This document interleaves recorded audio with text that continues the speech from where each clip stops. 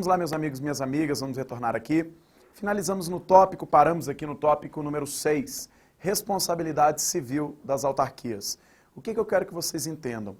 Nós teremos uma aula só para tratar de responsabilidade civil. Nessa aula nós iremos aprofundar o tópico responsabilidade civil.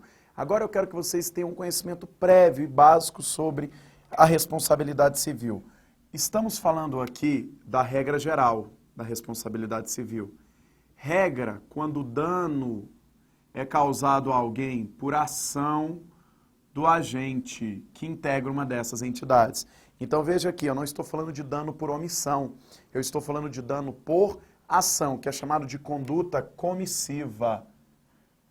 A ação também é chamada de conduta comissiva. Então, muito bem, professor. Regra geral, dano causado por ação.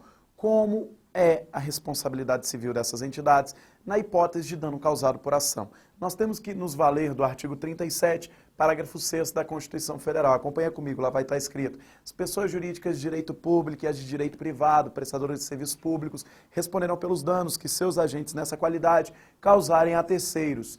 É assegurado o direito de regresso contra o responsável no caso de dolo ou culpa. Então preste atenção num detalhe fundamental para o seu concurso. Ele está falando aqui de duas pessoas. Quais são as pessoas? As pessoas jurídicas de direito público e as de direito privado que sejam prestadores de serviços públicos. Entenda, as autarquias são pessoas jurídicas de direito público? São. Então elas entram no primeiro grupo, pessoa jurídica de direito público. O que é importante você levar para o seu concurso? Professor, se for causado se falarem na sua prova que foi causado um dano por um agente de uma dessas entidades, e esse dano foi por ação, conduta comissiva, eu quero que você lembre o seguinte: a regra geral é que nós temos aqui responsabilidade objetiva. Vamos explicar isso ainda com calma, baseada na teoria do risco administrativo.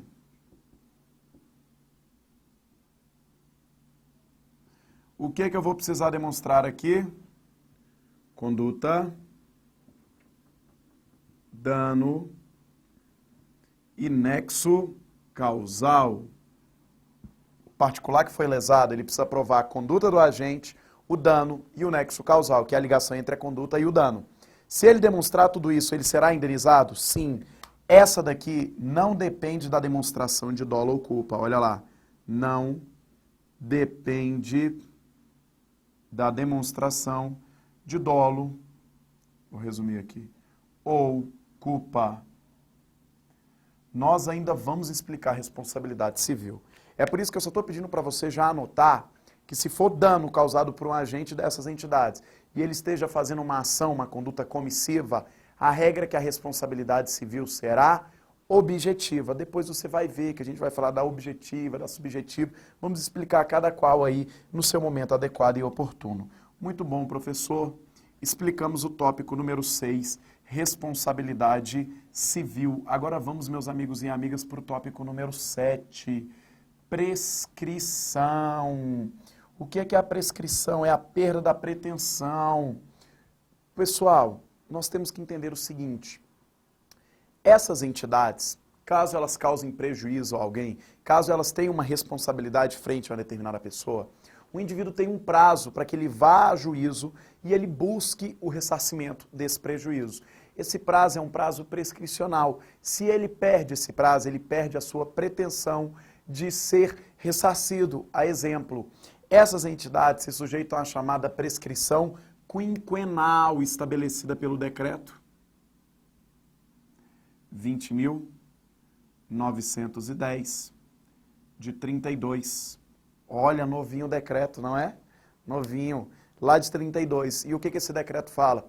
Prescreve em 5 anos o período para que o indivíduo possa ajuizar uma demanda contra essas entidades. Então, se você tem um direito contra uma dessas entidades, autarquias, qual é o prazo que você tem para ir a juízo buscar o ressarcimento desse direito, daquela obrigação que ela tem com você? 5 anos. Então coloque aí que as autarquias se sujeitam ao prazo prescricional de 5 anos, estabelecido no decreto 20.910 de 32.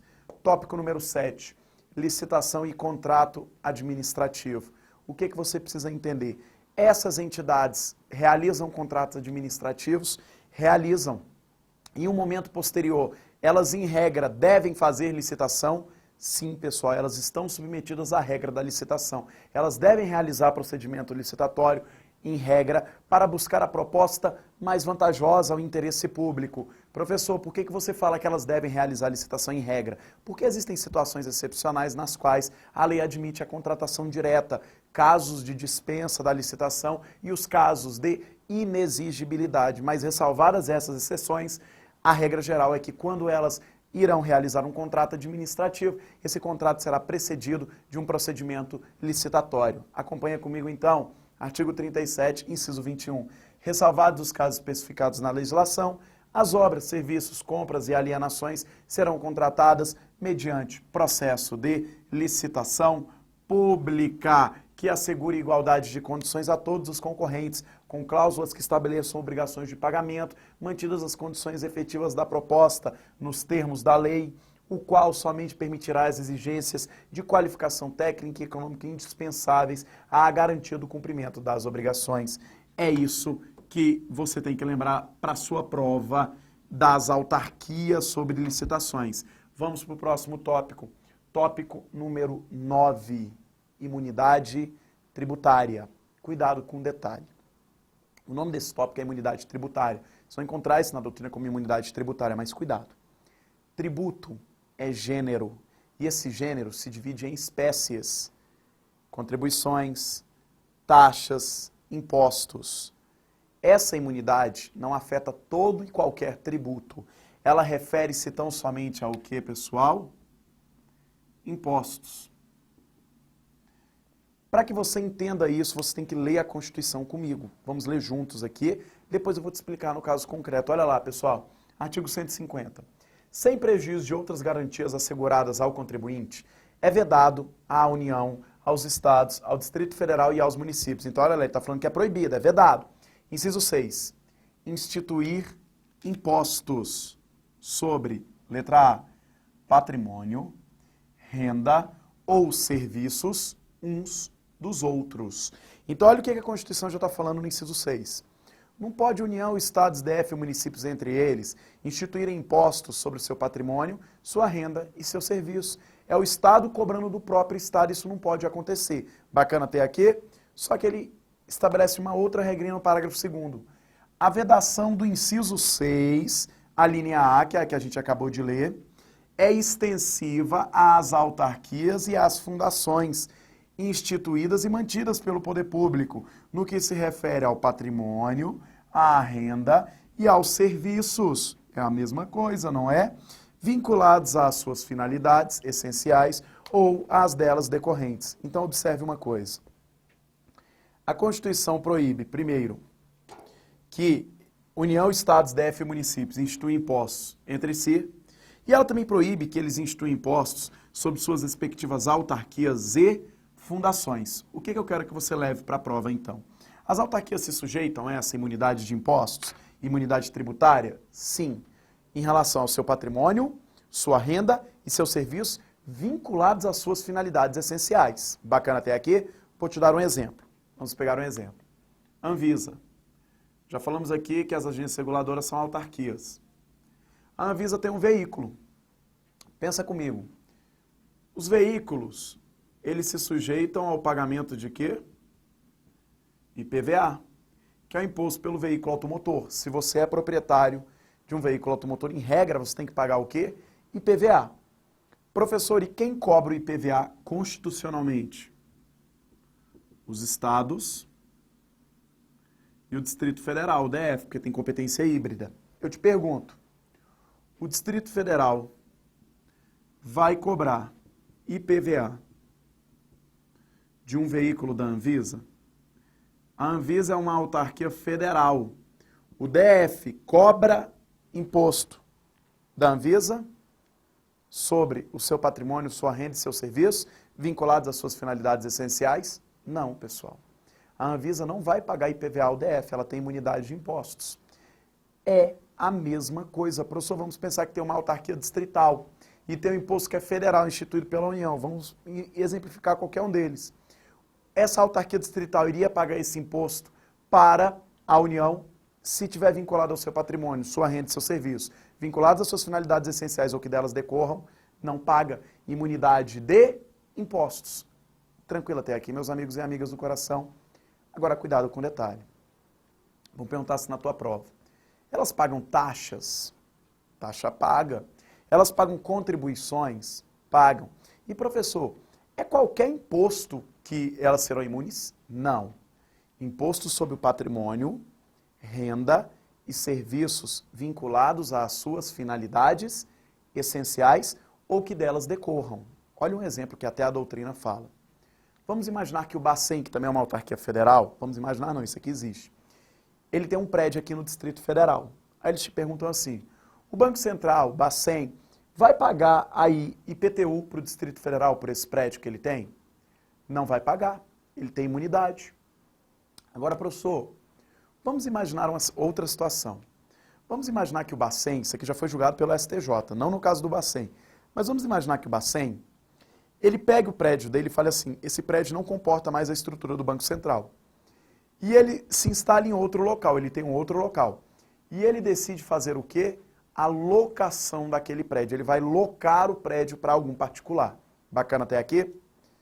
Um particular loca o prédio. A pergunta é, continua existindo a imunidade de impostos sobre aquele prédio do Banco Central? Muita gente poderia pensar assim, não, professor, porque agora é o particular que está no prédio. Só que entenda uma coisa, esse imposto é pago porque você é o proprietário. Quem paga esse imposto, o imposto é devido, porque você tem a propriedade de um imóvel territorial urbano. Bacana até aqui? Entenda um detalhe que o STJ falou. Se o valor do aluguel for reinvestido nas finalidades do Banco Central, então ele ainda está vinculado às finalidades. Continua a imunidade do imposto, a imunidade tributária aí sobre o IPTU. Bacana até aqui? Agora, se não for reinvestido nas finalidades, não tem por que não pagar, vai pagar. Agora, cuidado, eu te dei um exemplo do Bacen ter um prédio e ele locar um prédio para o terceiro e o valor daquele aluguel for reinvestido nas finalidades. Agora, cuidado, se é o Banco Central que loca o prédio de um particular, tem imunidade de impostos? Não tem. Por que não tem? Porque, meus amigos e amigas do coração, o prédio é do particular. Aquele mero contrato de locação não faz com que suma a obrigação tributária, que é uma obrigação legal. Então, ainda vai ter, sim, pagamento de imposto? Vai, pessoal. Muito bem, entendemos até aqui. Falamos de duas situações aqui excepcionais, mas só para vocês ficarem atentos. Uma, quando aquela entidade loca o prédio dela e recebe aquele valor. E aquele valor vai ser reinvestido nas suas finalidades, imunidade. Outra é quando ela loca o prédio de um particular, que aí não tem imunidade, tem que ter pagamento, porque o prédio não é dela, o prédio é de propriedade de um particular. Beleza, tranquilo e calmo, vamos para o nosso próximo tópico. Vamos para o nosso próximo tópico. Tópico número 10, privilégios processuais. Meus amigos e amigas do coração, essas entidades possuem privilégios processuais. Elas têm alguns privilégios em juízo. Eu coloquei aqui os privilégios que mais caem em prova, mesmo porque aqui a gente não está em aula de processo civil. Eu poderia falar bem de uns 8, 9 privilégios processuais, mas para o teu concurso a gente vai focar naqueles que mais caem na parte de direito administrativo. Primeiro privilégio processual, prazo diferenciado em juízo. Elas têm prazo diferenciado em juízo, meus amigos e amigas? Tem prazo diferenciado em juízo. Artigo 188 do Código de Processo Civil, olha o que está escrito lá. Computar-se-á em quádruplo o prazo para contestar e em dobro para recorrer, quando a parte for a Fazenda Pública ou o Ministério Público. Bacana até aqui? Observe uma coisa. O Código Civil, no artigo 188, diz assim, ó, meu amigo, a Fazenda Pública e o Ministério Público, eles têm 4 vezes o prazo que você tem para contestar. Então, prazo em quádruplo, Lei 9.469 de 97. Artigo 10. Aplica-se às autarquias e às fundações públicas o disposto nos artigos 188 e 475 caput e no seu inciso 2 do Código de Processo Civil. É essa lei que manda aplicar para as autarquias. Bacana, pessoal? Segundo privilégio processual, reexame de ofício. Cai em alguns casos. É o chamado reexame obrigatório. O que é isso? Se você está demandando uma autarquia, e vamos dizer que você vença, você seja o vencedor, e a autarquia seja sucumbente, ela perdeu. O juiz foi lá e condenou a autarquia ao pagamento de uma determinada obrigação pecuniária para você. Professor, eu já posso comemorar? Não pode, porque essa demanda em regra, ela vai ser reexaminada? Vai. Por que ela vai ser reexaminada, meu amigo? Porque a autarquia te paga com um bem que é público, com dinheiro que é público. O Estado e a coletividade têm interesse nisso? Tem. É por isso que essa matéria tem que ser o quê? Reexaminada, porque é o próprio Estado que está perdendo, é o povo que está perdendo, porque o dinheiro é público. Então acompanha comigo um detalhe, olha lá, artigo 475 do CPC.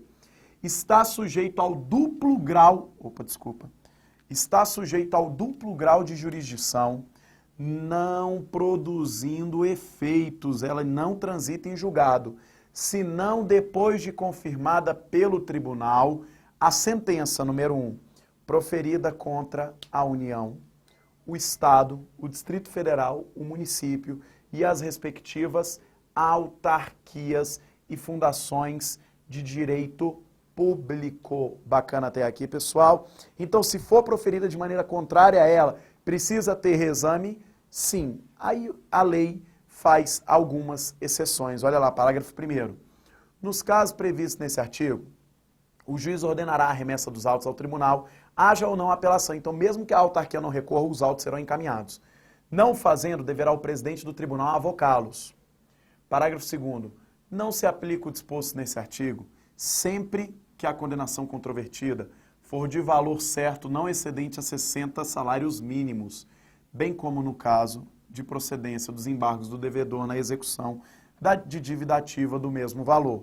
E parágrafo 3º. Também não se aplica o disposto nesse artigo quando a sentença estiver fundada em jurisprudência do plenário do STF ou em súmula deste tribunal, que é o STF, ou do Tribunal Superior competente. Vamos dizer que o juiz deu uma sentença lá favorável ao particular que já está baseada em uma jurisprudência do plenário do STF. Aí não precisa do reexame obrigatório.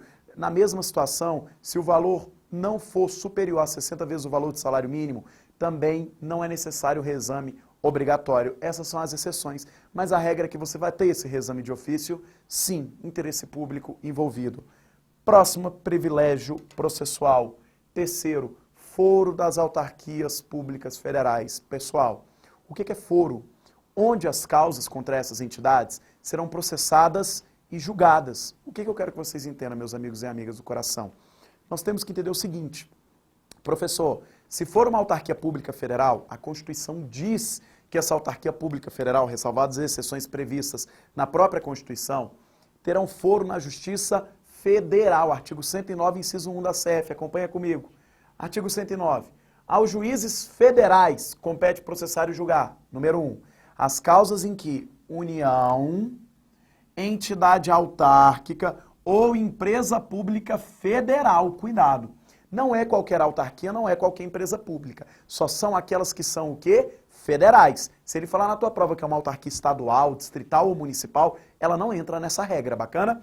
Empresa pública federal forem interessadas na condição de autoras, rés, assistentes ou oponentes, exceto as de falência, as de acidente do trabalho, as sujeitas à justiça eleitoral e à justiça do trabalho. Ressalvadas essas exceções, qual será o foro das autarquias federais? Justiça Federal. Bacana até aqui, pessoal. Finalizamos as autarquias. Vamos começar um outro grupo de entidades a partir de agora. Muito bem, vamos falar agora acerca das chamadas fundações públicas. Vamos falar um pouquinho, vamos entender quais são as fundações públicas. Para que a gente não quebre fundações, a gente para esse bloco aqui, a gente já inicia daqui a pouco um outro bloco para a gente tratar sobre fundação pública. Espera aí no seu computador um pouquinho, já dá play no próximo, volta aí na página, né? Para que a gente continue nossa aula. Foi um prazer novamente, até daqui a pouco.